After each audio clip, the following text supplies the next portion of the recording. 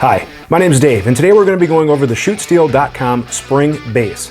A wide variety of targets are also available to accompany your spring base, and this is designed to be stabbed into the ground for a simple, static steel target shooting solution.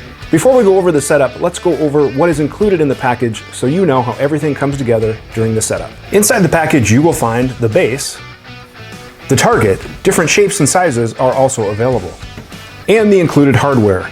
2 bolts and nuts, and springs. Some basic hand tools are needed to complete the installation. You can either use a traditional wrench or a socket and ratchet to tighten the hardware. Last, a small ruler or tape measure is needed to measure the compression when tightening the hardware.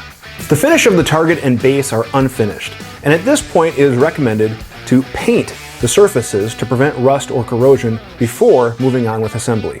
For the purposes of the video, we're going to continue, but paint is recommended. Begin by inserting a carriage bolt into each one of the holes on the front of the target. Then carefully rotate the target face down, keeping the carriage bolts in place. With the target face down, place a spring over each one of the bolts. Align the holes of the base over the bolts and place the base onto the bolts. Thread a nut onto each one of the bolts and begin to snug. Alternating between the two, begin tightening each of the nuts evenly. Measure the distance between the target and the base.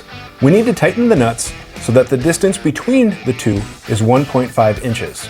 Tighten both nuts evenly to compress the springs until the recommended spacing of 1.5 inches is achieved.